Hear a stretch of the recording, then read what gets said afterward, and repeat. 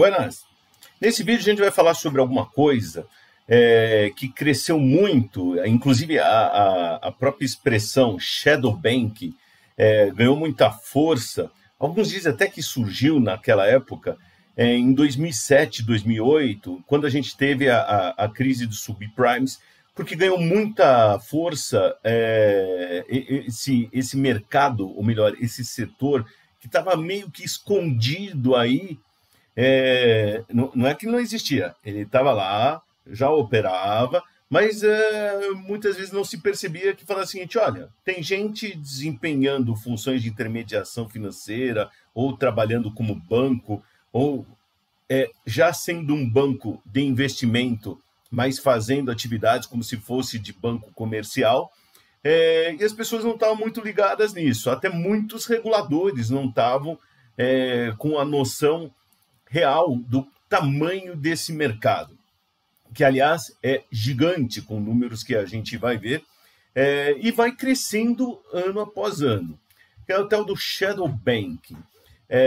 E a gente vai definir o que é o shadow banking, que inclusive ganhou depois até uma expressão que seriam non-bank financial institutions, ou non-banking financial intermediaries, ou quer dizer, intermediários ou instituições não bancárias, ou melhor, instituições ou intermediários financeiros não bancários, seria uma melhor tradução, que estão aí e ganharam, inclusive, mais espaço, e o que muita gente também não percebe às vezes, graças a esse mundo de criptomoedas, de criptoativos, de tokens, que está criando toda uma estrutura bancária, de serviços de intermediação financeira, reduzindo custos, provendo novos serviços, e serviços similares produtos e serviços similares aos atuais, que também são uma forma de shadow banking, ou crypto shadow, ou shadow crypto, como alguns também chamam, mas é um shadow banking da vida, e também estão ganhando cada vez mais corpo, e alguns dizem até que pode ser o futuro de todo o sistema bancário, todo o sistema de intermediação. Isso vamos ver lá e vamos discutir. Então, vamos construir o que é o shadow banking. Vamos lá para o papel. Tudo começa, então, vamos entender a origem lá da intermediação financeira. A gente tem dois grupos aqui, que eu vou colocar. Então, eu tenho de um lado, o que eu vou colocar são os agentes, que se chama deficitários. O que é um agente deficitário? É alguém que precisa de recursos, tá certo? Então, tomador de recursos. E recursos aqui, nesse caso, a gente está falando recursos financeiros, tá certo? Ou está precisando de grana.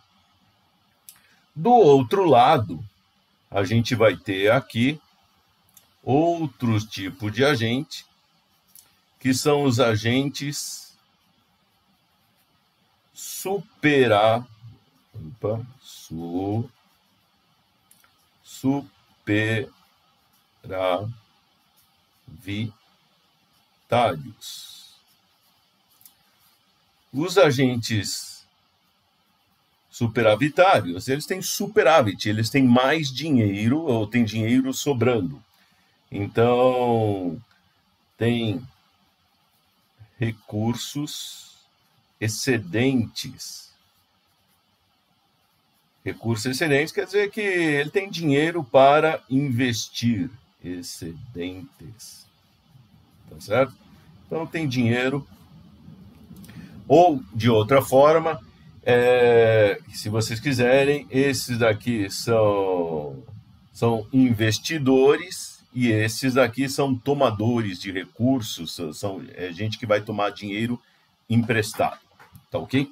Gente, quer dizer, empresas, famílias, ou até o próprio governo participa daqui. E aí é o seguinte, a gente precisa de alguém, ou alguém, ou algumas instituições, que reúnam essas duas partes. Então, a gente precisa aqui dos chamados intermediários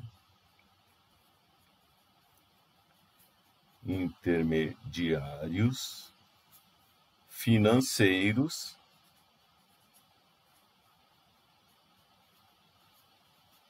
que justamente estão aqui, ó, no meio dos agentes superavitários e dos deficitários. Para o quê?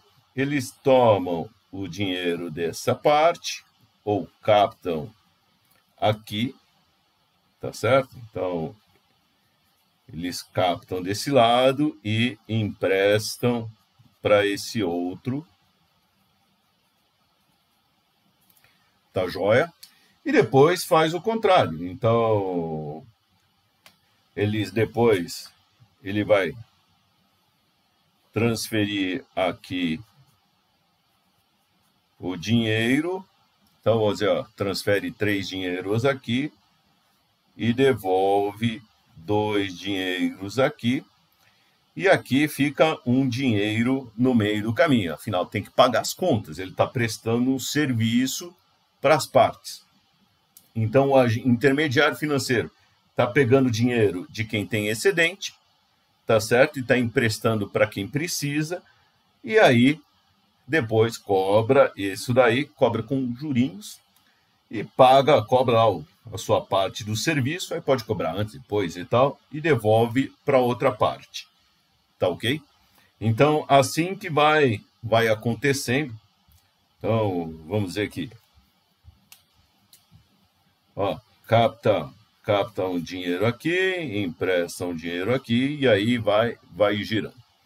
Então, tá aqui, ó, basicamente isso que acontece. Então, tem esses intermediários financeiros e esses agentes aqui, tanto superavitários como deficitários, que estão. É aquela coisa, você pode falar assim, mas eu que estou precisando de dinheiro, eu poderia sair procurando de porta em porta quem tem dinheiro para me emprestar. É verdade, mas isso leva tempo, leva recursos, você precisa conhecer pessoas, precisa convencer as pessoas, e aí esse intermediário já faz esse trabalho. Então, é mais fácil do que você ir de porta em porta. Quero ir de porta em porta. Beleza. Pode demorar mais tempo, pode ser até mais rápido, mas normalmente vai demorar mais tempo e você vai gastar mais tempo e dinheiro do que buscando um intermediário financeiro. O exemplo típico do intermediário financeiro aqui é um banco. Tá joia? O banco tradicional, os tipos de bancos que tem por aí. Dentro da intermediação financeira, a gente tem uma série de funções. E aí que eu quero destacar aqui com vocês. Então, vou pegar aqui, ó. Vou colocar aqui as funções que tem na intermediação financeira. Então, funções da intermediação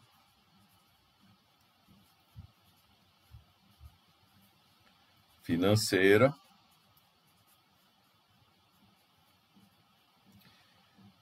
Então, quais são essas funções? Então, algumas delas,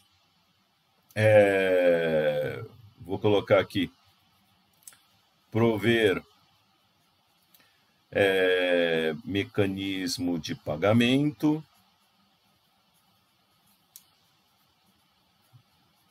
Então, tem que passar o dinheiro de um lado para o outro. Tem esse serviço de mandar de um lado para o outro os recursos. Outra função aqui é o que a gente chama de transformar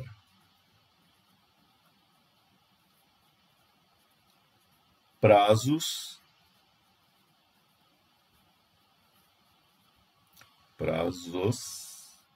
E o que quer dizer com transformar prazos? Então, transformar prazos é o seguinte: o agente superavitário ele aplicou aqui, tá certo? Ou investiu um certo dinheiro, só que ele quer resgatar esse dinheiro daqui a 30 dias. E esse intermediário, e esse agente deficitário está precisando de dinheiro e ele só pode pagar daqui a 90 dias. Então, o intermediário financeiro ele está transformando os prazos. Então, ele faz essa gestão do recurso pegando o seguinte, ó, legal, pego o dinheiro aqui de 30 dias, vou juntando um monte desses daqui, vou passando para cá, mas eu tenho que pagar esse daqui em um determinado momento, então eu capto de outros agentes fiduciários superavitários para pagar ali. Então, tem toda uma gestão de prazos, ou um descasamento de prazos, que o agente intermediário, ou melhor, o intermediário financeiro, vai fazer a gestão. Então, transformar esses prazos, e é uma coisa muito importante, porque muitas vezes, no geral, as pessoas têm algum dinheirinho que é para aplicar no curto prazo, e quem quer captar dinheiro, muitas vezes quer para o longo prazo. Então, fazer essa gestão é recorrente. Outra função aqui é fazer a transferência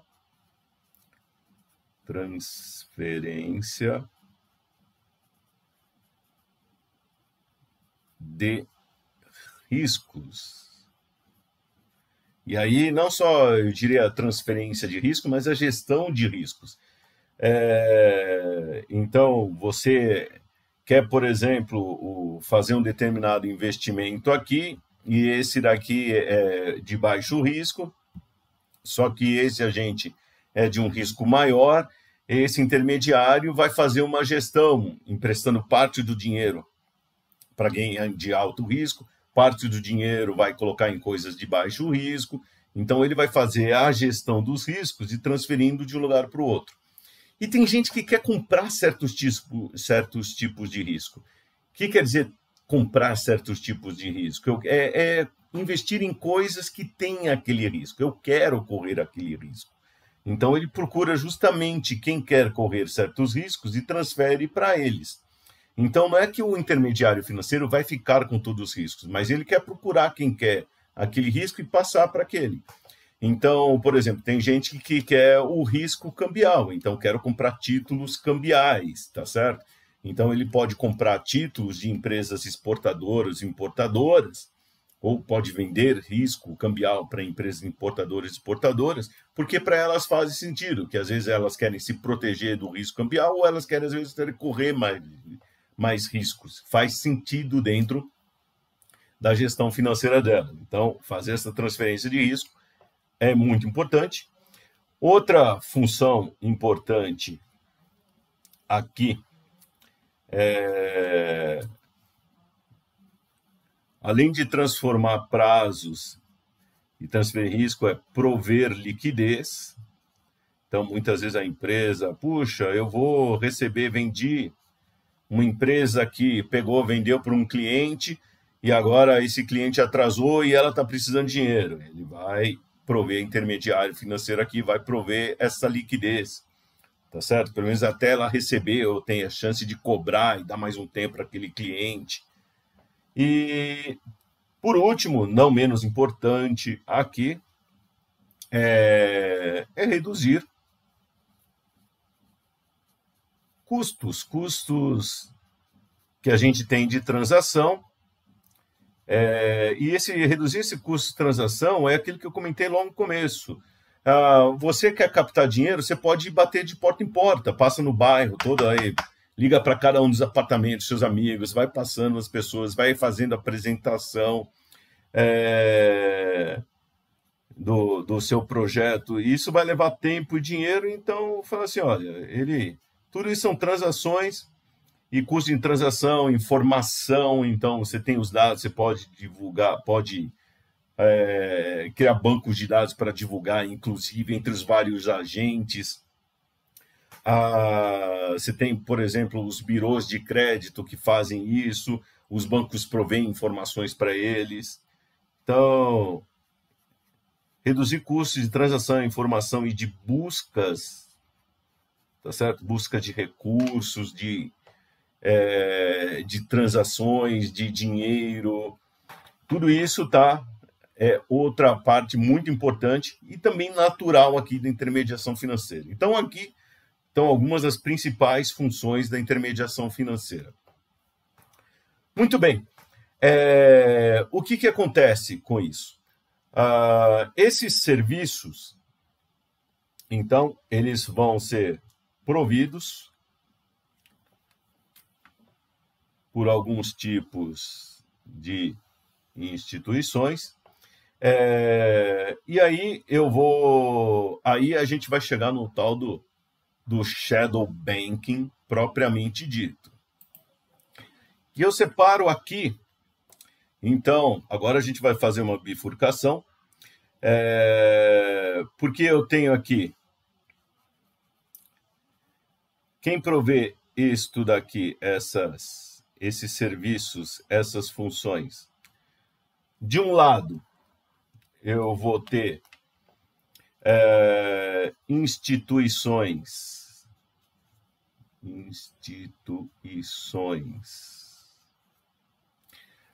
que são reguladas,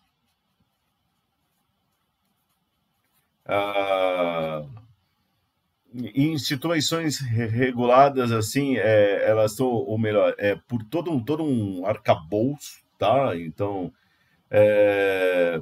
por Banco Central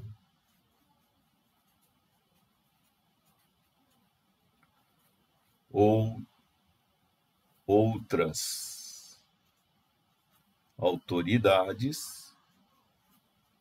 Então, eu tenho esta parte aqui, ó, estas instituições, tá certo? E aqui a gente pode pensar principalmente nos bancos tradicionais. Então, aqui, por exemplo, bancos comerciais, tá? Então, esse é um exemplo. E aí eu vou chegar justamente, demorou um pouco, mas a gente chegou lá, no shadow banking.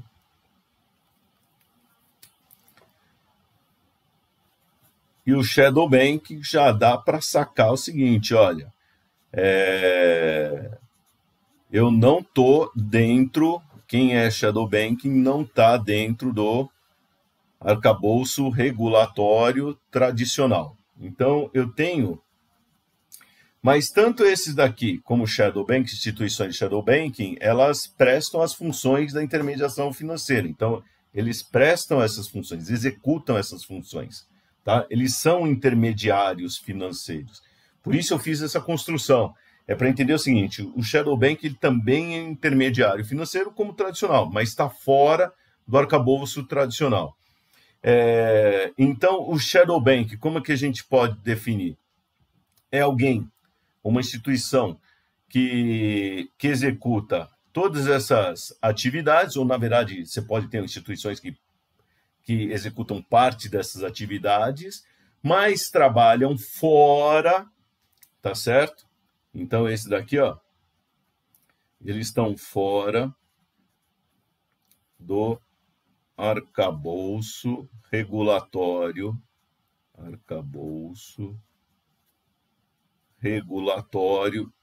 das instituições financeiras tradicionais, tá ok? Qual que é a vantagem de estar fora desse arcabouço aqui? Então, eles estão livres de restrições que são colocadas pelo Banco Central, outras, Banco Central, SUSEP, CVM, outros reguladores, dando exemplo aqui do Brasil. Tá ok? Estão livres das restrições, só que é o seguinte, mas não Mas eles também não têm as garantias do sistema que está dentro do arcabouço regulatório, tá ok? Não tem as garantias dos bancos, tá certo? Ou do arcabouço regulatório. Que exemplos a gente tem de garantia?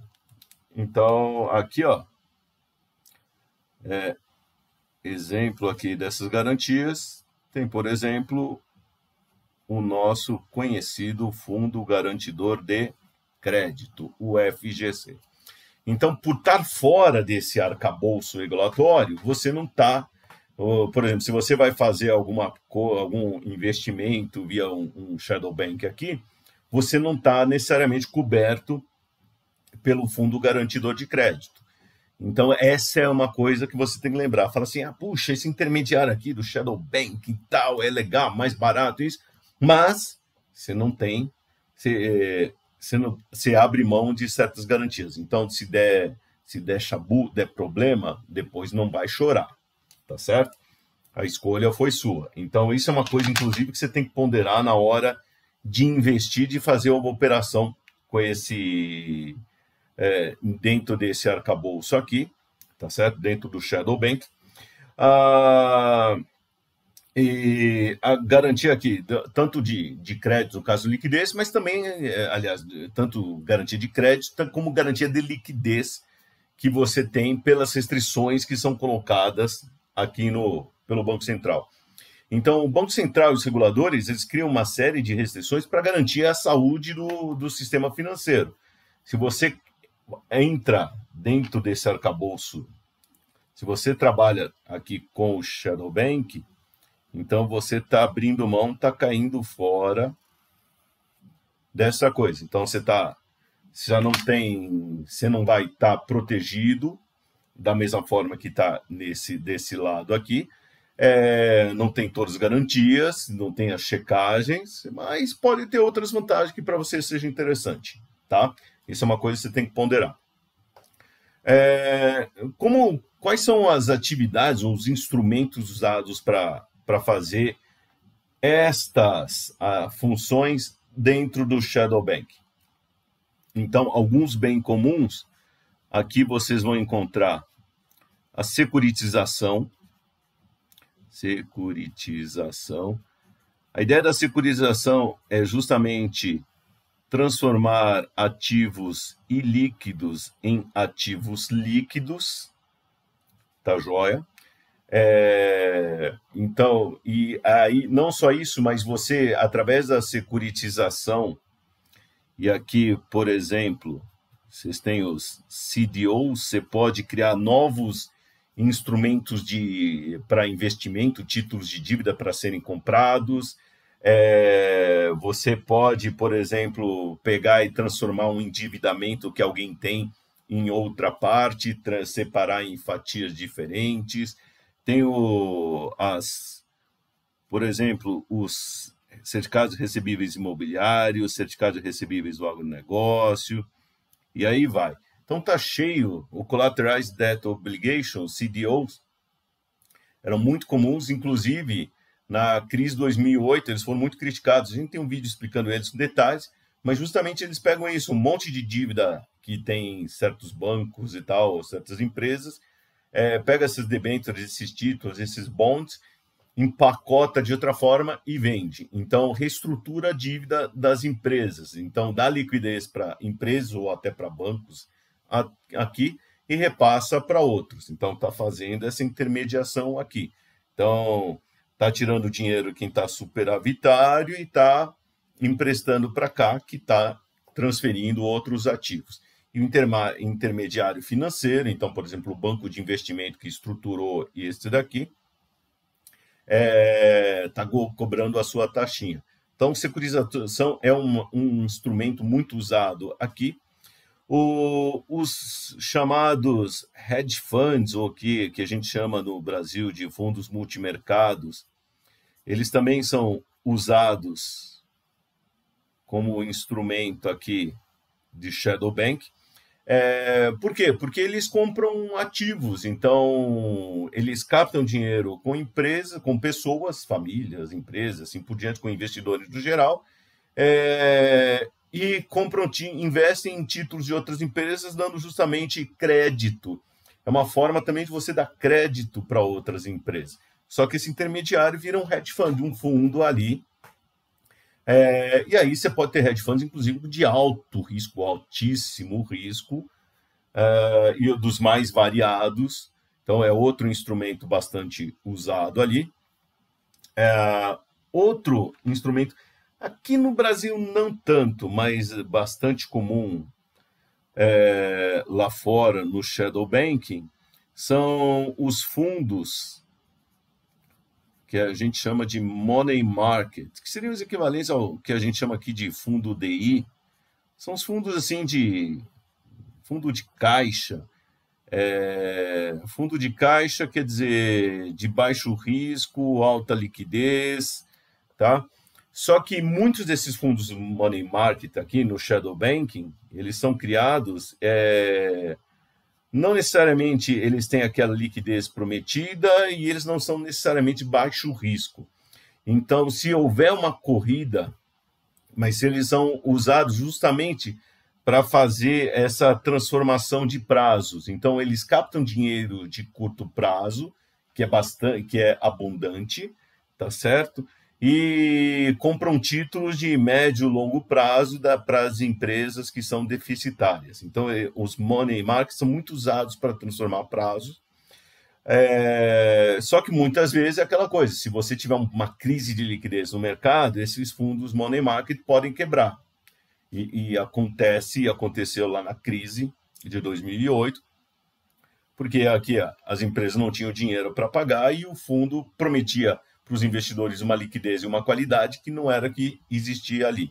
Então, olho nisso.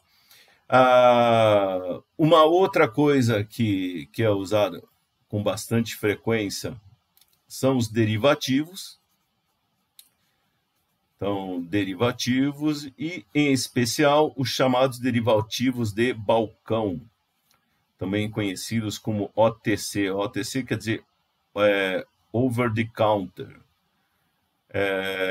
Os derivativos de balcão, eles não são negociados na bolsa, eles são negociados no balcão, fora do ambiente. Não são títulos padronizados. Até algumas bolsas negociam um ou outro derivativo de balcão, mas aí com os derivativos você pode construir as estruturas mais inovadoras que vocês quiserem imaginar. Aí a imaginação não tem fim. Com os derivativos você pode fazer transferência de risco de uma maneira muito fácil, tá? Então, por exemplo, para transferir risco cambial, você não precisa nem comprar dólares e tal, é só criar o derivativo e começar a fazer a operação. Então, eles dão uma flexibilidade muito grande para fazer essa transferência de risco. E um instrumento que aqui no Brasil a gente não usa tanto são os repos, tá? Os repos são operações de curto prazo, onde você faz o seguinte: você pega um determinado ativo que você tem, que não tem liquidez, você dá como garantia para alguém e essa pessoa te empresta esse dinheiro no curto prazo. Então, é usado justamente para isso. Então, você está precisando de grana, mas não tem... E aí, o que você faz? Mas você tem alguns ativos que não tem lá muita liquidez. Você transfere esse ativo para esse daqui, e esse que serve como garantia, e esse aqui te dá dinheiro. Então, o Ripple... só que aí você faz com processos, com um contrato de recompra. Então, você transfere o ativo para cá, esse te dá dinheiro e você se compromete a recomprar esse ativo no futuro, pagando os juros. Então, o Ripple é um Repurchase Agreement, é um contrato de venda com obrigação de recompra. Então, se faz isso muito com títulos públicos aqui no Brasil, com outros títulos vamos dizer, de crédito, outros ativos, a gente não tem tantas operações aqui, eu diria que até bem raras. Mas esses são os principais instrumentos usados pelo pessoal de Shadow Banking para operar no mercado e executar essas funções aqui de intermediação financeira. E aí, cada um, qual deles eles usam? Depende da necessidade, da estruturação. Então, se é para uma transferência de risco, um derivativo de balcão já resolve. É transformar um prazo, então, de repente, ele cria um fundo de money market, por exemplo, um fundo DI da vida, algo assim, um fundo de renda fixa, que ele capta o dinheiro de um lado e vai emprestando para o outro aqui via esse fundo. Como o fundo empresta, ele, na verdade, compra um título dessa empresa. Então, essa empresa emite uma nota promissória, por exemplo, commercial paper, que esse fundo money market compra. Tá joia? E aí vai. Essas são alguns do meio que o pessoal de Shadow Bank usa. E aí o Shadow Bank aí não tem limite. Então, pode ser um banco. Bancos de investimento executam muito essa operação de Shadow Bank. Pode ser alguma startup. Pode ser, às vezes, até uma corretora, uma distribuidora de valores fazendo a operação disso, fazendo um Ripple para um cliente deles, tá certo? Então, muitos deles podem estar fazendo, algumas fintechs estão executando. Aliás, a gente encontra, até vou anotar isso aqui, ó. Aqui tem muitas fintechs que... Então, aqui a gente tem fintechs que trabalham, estão dentro desse mercado Shadow. Tem muita gente, empresa do mercado cripto e até do Decentralized Finance, DeFi, e aí vai. Então, aqui você tem bancos de investimento, e aí, só para registrar, esses são um exemplo de instituições que estão dentro. Essas instituições, essas empresas que fazem pagamento aí pelo celular e tal, também muitas já caem aqui dentro do Shadow Bank. Muitas aqui no Brasil já estão até reguladas, institucionalizadas como instituições de pagamento, autorizadas pelo Banco Central. Então, ela já caiu aqui, ó. Tem muita gente do Shadow Bank, o Brasil não é para amadores. Tem muita gente do Shadow Bank que já virou regulado. Tudo bem, é mais ou menos um Shadow Bank da vida. Tá joia?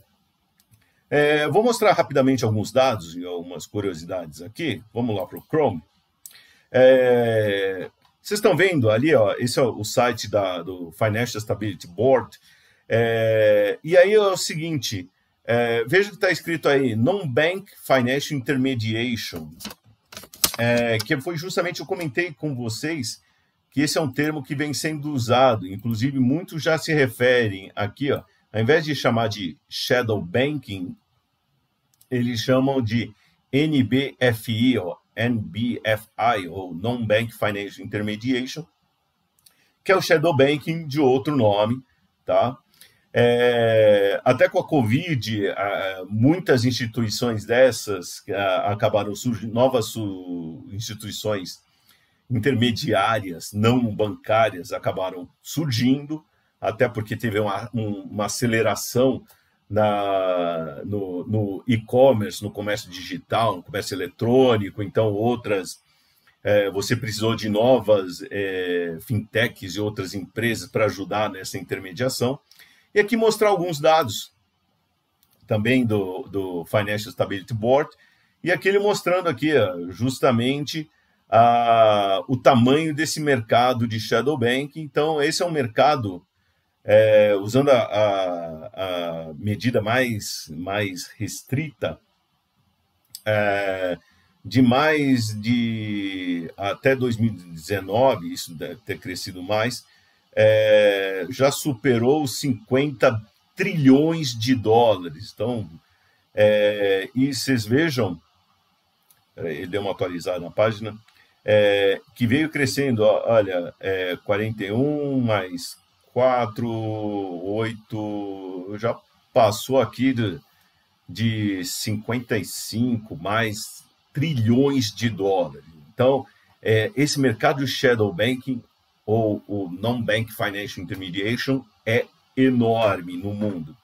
E vem crescendo em todos os lugares do mundo, até por causa do complexo das fintechs, uma série de startups tentando buscar ineficiências no mercado. E uma coisa interessante, vocês estão vendo as várias cores aqui. Essas cores, cada uma delas indica uma função econômica. Então, tem aqui EF1, EF2, F3, F4 e F5. Então, e aqui embaixo ele está separando.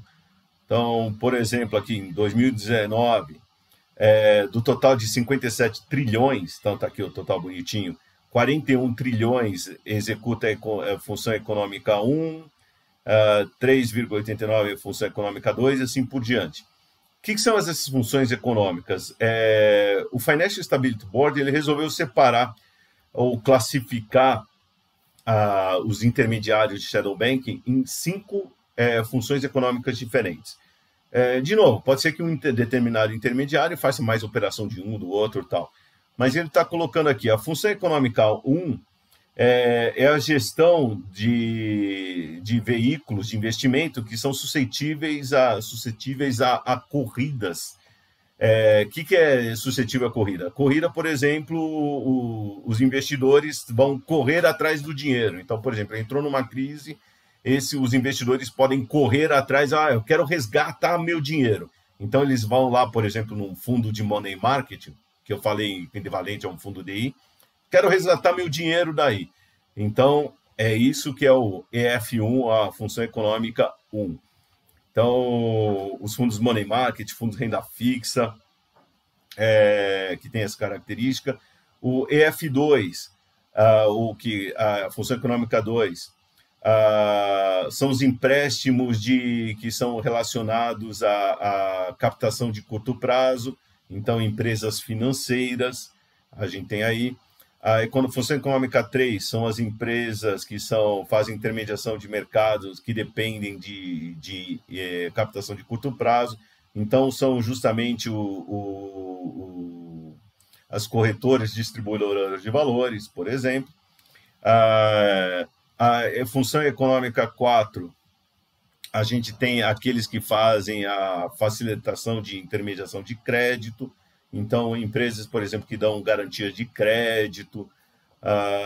E aí a função econômica 5 são aqueles que fazem intermediação de crédito usando securitização. Então são as sociedades de propósito específico, outras entidades assim que fazem ou securitizadoras. Então, tá aqui, essa é vamos dizer, uma forma mais moderna, mais atual, de separar as empresas que compõem o shadow bank por função econômica, e aí vocês podem caracterizar ali. Dentro, usando os instrumentos, não somente olhando para o instrumento propriamente dito, se é fundo, se é securizador, mas qual é o papel que desempenha aquele instrumento. Tá ok? Até porque diferentes instrumentos podem desempenhar diferentes papéis, dependendo da necessidade do uso que é construído para eles. Esse daqui é um mapa do ecossistema DeFi, construído com o blockchain da Ethereum. Existem vários blockchains, Cardano, Ethereum, Solana, Polkadot e assim por diante. E aqui a gente pode ver os vários serviços que são prestados de finanças descentralizadas dentro desse ecossistema. Então, tem gestão de ativos, o asset management, tem empréstimo, investimentos, aí tem aqui, compound, AAV e assim por diante, derivativos, todo o sistema de pagamentos, moedas estáveis, o stablecoin. Então, você tem todo um arcabouço aí já de shadow bank dentro desse mundo da criptomoeda. Então, esse é só um exemplo aqui do Ethereum. Então, já tem dezenas de empresas. E aqui também um outro desenho também construído também usando basicamente o blockchain da Ethereum, mas só para vocês verem aqui, ó, inclusive olhando carteiras, previsão de mercados, infraestrutura, sistema de pagamentos. Então, dependendo aí do blockchain escolhido, você já tem dezenas, e eu já vou dizer assim que a gente hoje tem centenas, para não falar quase milhares de empresas e projetos, melhor falando, de cripto, que são atividades de shadow banking. Inclusive, grande parte delas, o Banco Central não está nem aí, nem sabe que existe, ou sabe que existe e nem consegue intervir ou interferir. Mas estão aí executando. Então, hoje, você pode, fora do sistema financeiro tradicional, entrar num desses ecossistemas e aí tomar dinheiro emprestado, fazer transferência, aplicar, converter para outro tipo de moeda, inclusive para outra moeda fiat, investir tranquilamente. Então, e de uma maneira muito ágil, rápida e equalitária, ou igualitária, melhor falando. Porque uma das coisas legais desse sistema é que ele fala assim, não tem os preconceitos e você não carrega os preconceitos que muitos estão dentro do sistema financeiro tradicional. Muito bem, pessoal. Essa é uma ideia do que é o Shadow Bank, comparando com as instituições tradicionais. A ideia basicamente é desempenhar as funções básicas de intermediação financeira, mas fora do ambiente regulado. Fora do ambiente regulado tem vantagens como livre de uma série de restrições impostas pelo Banco Central, o regulador, mas, por outro lado, sem garantias também que tem quando você está nesse outro ambiente, que foram criados justamente pelo regulador, como tal, fundo garantidor de crédito, mecanismo de ressarcimento de prejuízo, tá certo? Limitações de risco impostas pelo Acordo da Basileia, mas vantagem do Shadow Bank muitas vezes resolve necessidades por custos mais baratos que você encontraria de maneira mais rápida também que se encontraria no sistema financeiro ou com os intermediários tradicionais. Tá bom? Até mais!